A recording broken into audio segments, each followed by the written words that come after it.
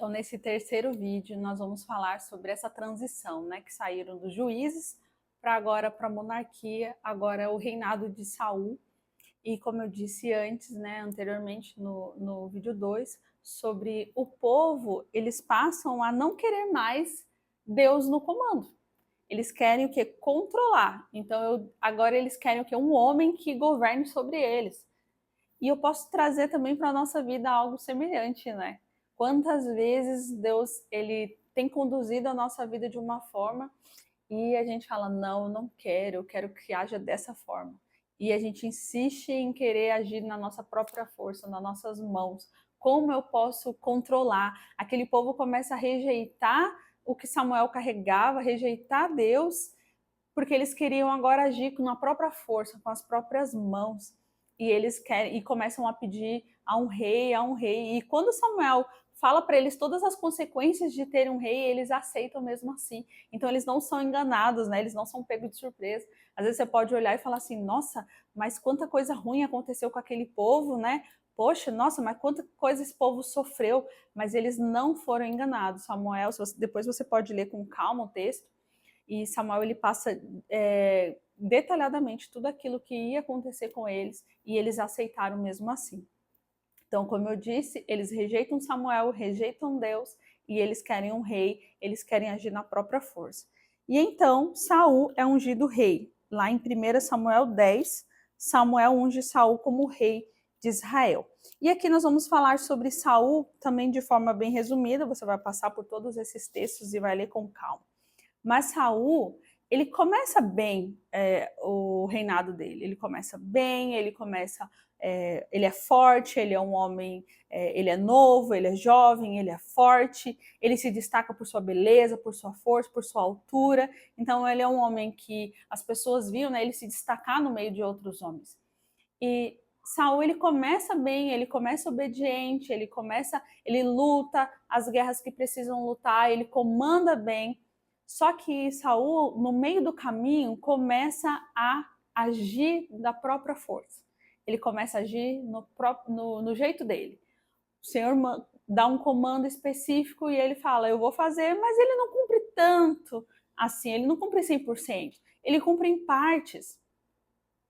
Então aí você já vê, é o resultado, é o reflexo, Saul é o reflexo do povo, é o reflexo de como o povo já estava agindo. Quando nós decidimos tirar Deus da posição dele e colocar a gente nessa posição, nós queremos agir com a nossa própria força, olha o reflexo que a gente tem. Saul, ele é o reflexo do povo. Saul é exatamente como o povo vivia. Eles apresentavam sacrifícios a Deus, mas eles não obedeciam completamente. Eu apresento esse sacrifício aqui no templo, mas eu não estou totalmente ali entregue a esse sacrifício. Meu coração não está totalmente obediente. Tanto é que o próprio Samuel fala para Saul, né, uma frase muito conhecida que a gente conhece: mais vale obedecer do que o sacrifício, né? Mais vale a obediência para Deus do que o sacrifício. Por quê? Porque Saul vinha de constante sacrifício. Não, ai, nossa, é verdade, Samuel. Eu não obedeci totalmente, mas deixa eu fazer um sacrifício aqui. Deixa eu fazer aqui algo para tampar. Aí eu vou tampando religiosamente, eu vou fazendo coisas para Deus de forma religiosa, como se Deus não conhecesse o meu coração e não está vendo que eu não estou obedecendo totalmente. Então essa é a diferença entre Saul e Davi, que nós vamos ver mais para frente na história. Então Saul ele vinha dessa constante quebra da obediência, constante negligência, e então o Senhor vai entregar a vida de Saul mesmo para morrer, porque é uma consequência daquilo que ele já estava plantando. E Saul começa a ter inveja de Davi, porque passa a história lá do gigante, na verdade, né, antes do gigante, né? O Senhor manda Samuel na casa de Jessé, unge Davi, Davi ainda é um menino, e aí ele vai crescendo e começa a ter essa guerra ali dos filisteus, aí vem o gigante, zomba do povo de Deus, e você já conhece essa história, e Davi se posiciona, quando Davi ganha do gigante, e Saul dá a filha dele em troca, isenta ele de impostos e coloca Davi como líder do comando, né, ali de Saul. Então, Davi, ele era o comandante do exército. Então, ele começa a ter uma posição, ele é guerreiro, ele começa a ser visto, ele é obediente, ele é um homem de guerra, e ali ele se destaca e Saul começa a perseguir com inveja. E mais para frente, quando Saul morre, Davi, então, assume o reinado. E aí nós vamos concluindo falando de Davi. Quem foi Davi? Você viu tantas histórias que Davi, tantas lutas que Davi ganhou, tantas guerras que ele ganhou, tanta sabedoria e instrução ele teve, mas você também vê Davi errando muito. Você vê Davi cometendo erros que são gravíssimos. Quando ele tem o erro de ficar com a mulher casada, quando ele coloca o marido dessa moça para ficar na linha de frente da guerra, para ser assassinado, e ele poder tomar a mulher dele. Então, assim, ali ele está cometendo um adultério. Mas o Senhor não isenta Davi das consequências do erro dele. Isso é para mim, isso é para você. Tudo que nós plantamos, nós vamos colher. É um princípio. E Deus ele não volta atrás nos seus princípios. Isso serve para qualquer pessoa na face da terra. Seja ela cristã ou não, tudo que ela planta, ela vai colher. Ela é uma lei. E é uma lei que rege o universo, rege o mundo. Então, Davi, por mais que ele era um homem considerado segundo o coração de Deus, por quê? Porque ele era um homem que ele errava, mas ele era rápido em se arrepender e ele obedecia, ele não errava de novo naquela situação, sabe? Ele avançava naquilo. Saul vinha de uma constantes erros iguais e não era um arrependimento genuíno, era o quê? Um sacrifício ali disfarçado. Agora, Davi não. Então, quando Davi ele comete aquele adultério e Samuel vem falar, Natan vem falar com ele, o profeta Natan, e vem exortá-lo e fala para ele assim, Davi, aconteceu isso, isso, isso, o que eu faço com esse homem? E Davi fala, nossa, esse homem precisa... Davi, ele se ira porque, assim, ele também era um homem que... Ele era justo, mas na hora que ele cai em si, que ele fala, sou eu que fiz isso. Então eu mereço receber esse castigo, receber. E olha quais são as consequências, graves consequências. Ele recebe a consequência que o filho que ele teve com ela, com a mulher, que ele adulterou, não ia vingar, que ele não ia ser quem iria construir um templo para o Senhor, mas que o seu filho ia construir. E ele também recebe uma outra palavra, olha, eu vou abençoar a sua geração, a sua descendência nunca mais vai sair do trono, mas você vai ver seu filho abusar da própria irmã, você vai ver seu filho te perseguir. Então, assim, olha o tanto de consequências do erro. Mas mesmo diante de tantas consequências, é lindo, tem um trecho onde Davi ele faz uma oração ao Senhor, se eu não me engano, em 2 Samuel 12. Deixa eu abrir aqui. Onde ele faz uma oração tão linda. Aqui no 11 ele comete, né, o adultério, o homicídio. Natan vem falar com ele no 12. E aí muitas outras coisas aconteceram. Então Amon ama Tamar e comete incesto. Então Amon, que é irmão de Tamar por parte de pai, por parte de Davi, abusa da irmã. Então aquilo que Deus já tinha falado. Aí Absalão vai matar o irmão por conta de ter abusado da irmã dele. E depois Absalão vem atrás de Davi. Então, olha as consequências, né, do erro de Davi. Depois, no 15, Absalão ele vai atrás de Davi, Davi foge do próprio filho. Então, muitas coisas vão acontecendo na vida de Davi por conta disso, né, por conta desse erro. Mas depois que Absalão morre, e Davi chora e fica muito mal, né? E ele volta para Jerusalém, aí ele vai e faz uma oração ao Senhor. O Cântico de Davi em Ações de Graça, que é o 2 Samuel 22. É lindo, se você ler todo o cântico, você vai ver ele falando sobre como Deus é misericordioso, como ele, como mesmo diante dos erros dele, o Senhor ainda assim decidiu abençoar, que ele lembra quando Deus tirou ele de trás lá das malhadas, que ele lembra o que Deus fez na vida dele, de onde ele tirou e ele não era nada e colocou, e ele fala, Deus, que honra você me dizer que o meu trono não vai ter fim, que a minha geração vai sempre estar em posições de autoridade, vai reinar. Então, assim, Davi reconhece isso, diferente de Saul. Então, Davi reconhecendo que, por mais que eu errei, por mais que eu erro, eu peco, mas eu tô aqui firme e forte com Deus e o Senhor é misericordioso. Então, para a gente concluir esse estudo, né, de 2 Samuel, esse último vídeo, para você entender esse panorama todo, para você entender que não é porque né, Deus nos chamou, que Deus nos ungiu, nos deu autoridade, que Ele nos deu uma responsabilidade, que, nossa, nós vamos ser perfeitos, nós não vamos errar. Sim, a gente vai errar mesmo, a gente vai passar por desafios, nós vamos ser tentados a, a pecar, porque é isso que o inimigo vai fazer, ele vai fazer de tudo para te tirar dessa posição, para te tirar desse lugar. E Davi cometia esses erros, né? Só que Davi era rápido em se arrepender e ele tinha um coração mesmo obediente. Deus conhecia o coração dele e sabia que ele havia se arrependido. Então, que a gente possa olhar para a nossa vida, né? Nossa vida diária. Poxa, Deus tem nos levantado, Deus tem feito tantas coisas na nossa vida e eu errei, eu fiz isso, eu fiz aquilo. Como que está o meu coração? Meu coração está rápido em pedir perdão? Meu coração está rápido em obedecer? Como é que está meu coração em zelar por aquilo que Deus me entregou? Como que está o meu coração? Eu estou só tapando, né? Vou tapando assim como Saul, vou dando... eu estou servindo aqui, estou fazendo a minha parte ali, Deus já se contentou com isso? Não.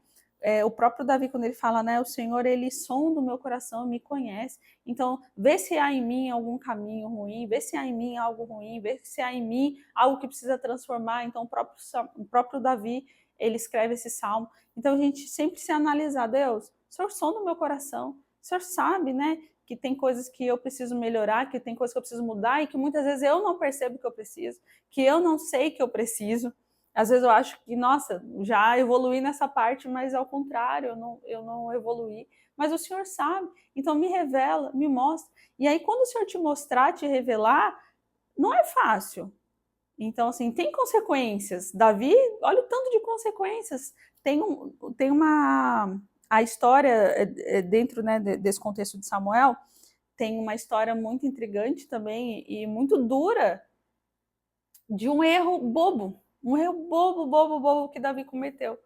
Ele simplesmente pede para os homens dele e por todas as terras contar quantas pessoas tem. Ou seja, eu posso trazer isso como um ego. Nossa, eu sou rei de quantas pessoas? Eu sou rei de quantas multidões? E aí os homens falam, mas rei, a gente vai passar muito tempo fazendo essa contagem, é muita gente. E ele fala, não, vai lá. Se eu não me engano, eles demoraram 3 meses ou 9 meses. Acho que foram uns 9 meses. Aqui, ó, no 24. Vou ler para vocês. E a ira do Senhor se tomou a acender contra Israel e incitou a Davi contra eles, dizendo, vai, numera Israel e a Judá. Disse, pois, o rei a Joabe, chefe do exército, o qual tinha consigo, agora rodeia por todas as tribos de Israel, desde Dan até Betseba, e numera o povo para que eu saiba o número do povo. Então disse, rei, multiplique o Senhor teu Deus este povo 100 vezes tanto quanto agora é. O Senhor multiplicou esse povo 100 vezes tanto quanto agora é, e os olhos do rei, meu senhor, o vejam. Mas por que deseja o rei, meu senhor, este negócio? Porque assim, por que você está querendo contar? Deus já multiplicou tanto esse povo. E aí, Davi fala para ele, não, vai lá numerar, vai ver quantas pessoas. Eu quero achar aqui quanto tempo eles demoraram. 9 meses e 20 dias. Eles demoraram 9 meses e 20 dias para contar quantas pessoas tinham, para trazer para Davi. Aí quando ele trouxe, eles falaram assim, olha, 800 mil homens de guerra e 500 e os homens de Judá eram 500 mil homens. Então trouxe o censo para Davi. Quando ele traz esse censo para Davi, Deus o exorta e fala, Por que você fez isso? Que sentido tem em você fazer essa contagem? Então, assim, era para o ego dele, não era sobre Deus, não era que Deus tinha pedido, era o ego dele tomando a frente de algo totalmente desnecessário. Deus não pediu para ele contar. Então, assim, que semente que chegou no coração dele? Será que chegou essa semente de, nossa, eu sou rei dessa multidão, nossa, eu sou rei dessa quantidade de pessoas? E se o ego dele estava querendo ali, ó, se inflamar, crescer? E então o Senhor falou para ele assim: por conta disso, você decide 3 coisas. O que você prefere? Você prefere durante 3 meses você ser perseguido? Você prefere durante 9 meses você ter fome por todo o povo ficar com fome? Se eu não me engano, 9 meses. E o terceiro, você prefere durante 3 dias vir peste por todo o povo vai ser assolado com uma peste, com uma lepra? O que você prefere? E aí ele fala que ele não, né? Aqui, ó, 7 anos de fome, ou 3 meses fugindo, ou 3 dias de peste. Então são 7 anos de fome. E aí Davi fala: eu não nem quero pensar sobre isso, pode decidir, Senhor, porque eu pequei contra ti e eu mereço que eu e minha casa, né, eu mereço isso que eu fiz. E aí o Senhor fala: então durante 3 dias vai vir uma peste sobre todo o povo. Então 3 dias de peste, onde muita gente morreu, muita gente ficou ferida, e Davi pediu, suplicando ao Senhor para que bastasse com aquilo, porque quem foi o errado foi ele, foi a casa dele que errou, então quem tinha que assumir a responsabilidade era ele e a família dele. E aí cessou ali aquela peste. Então você vê, olha quantos erros e coisas pequenas, mas com consequências tão grandes. E aí você pode olhar e falar: nossa, Thaís, mas que Deus é esse? Que dureza, que Deus ruim. Como assim? Porque não é sobre Deus, porque o caráter de Deus não muda, Deus é bom. Deus é bom e vai ser sempre bom. Você pode olhar aqui e falar: nossa, mas tudo isso aqui não é de uma pessoa boa, não. Isso é consequência das nossas escolhas, da nossa plantação, da nossa semente. Então, Davi, ele tinha a autoridade como rei e ele tinha consequências dessa autoridade. Então, assim, não é só ser rei, ele tinha consequências da autoridade dele como rei. Então, aquilo impactava não só a vida dele como rei, mas todo o povo. E ele não pensou no povo quando ele faz um pedido tão bobo, que é um pedido que não favorecia o povo, era um pedido que favorecia o ego dele. E ele teve consequências. Então, para a gente concluir e entender, Deus, ele vai nos levar para lugares de autoridade, ele tem te dado autoridade, ele tem te levado para posições, mas não é sobre você, não é sobre mim, é sobre o que ele quer fazer, sobre o reino dele. A gente tem que sondar o nosso coração para entender esses processos, essas estações, como o meu coração tem se comportado diante daquilo que Deus tem me entregado. E é melhor que eu me arrependa do que eu seja um Saul, que só finja que me arrependi e tape tudo com sacrifício. Então Deus conhece o nosso coração, não tem como. O próprio salmista Davi fala sobre isso: para onde eu vou me esconder se você vai me encontrar? Então não adianta, não tem profundidade, não tem altura demais que o Senhor não nos encontre. Então ele conhece o nosso coração e não adianta a gente mentir. Então que você hoje possa mesmo colocar diante de Deus o seu coração e falar: Senhor, onde eu tenho errado, que eu preciso me arrepender, onde eu preciso melhorar, e eu estou sendo zelosa com aquilo que você me entregou, eu estou sendo negligente, e ver se há em mim algo e eu preciso mudar. E você tem o Espírito Santo. Hoje nós estamos numa nova aliança, né, numa superior promessa, e hoje você carrega o Espírito Santo, ele está dentro de você, e dentro de você tem o Espírito Santo que tem o fruto do Espírito. Então o fruto do Espírito vai se manifestar na sua vida, mas ele está aí, né? A gente precisa manifestar ele. Então não é o trabalho do Espírito Santo se manifestar, porque ele já está aí, mas é o nosso trabalho o quê? Tirar de dentro de nós essa manifestação. Então essa manifestação de fidelidade, de amor, de mansidão, de domínio próprio, de zelo, né, com as coisas que nós temos com o Senhor, aquilo que ele colocou na nossa mão. Então esse foi o estudo de 1º e 2º Samuel. Espero que tenha feito sentido para você, espero que você tenha entendido, tenha gostado, e que tenha também te trazido assim um desejo de ler mais a história, de se aprofundar mais em cada capítulo, que são, se eu não me engano, 60 capítulos ao total. Então é bastante coisa para você ler, meditar e refletir, trazer para a sua vida prática, para a sua vida diária. E é isso, gente. Fiquem com Deus e na prática da palavra, e até o próximo encontro.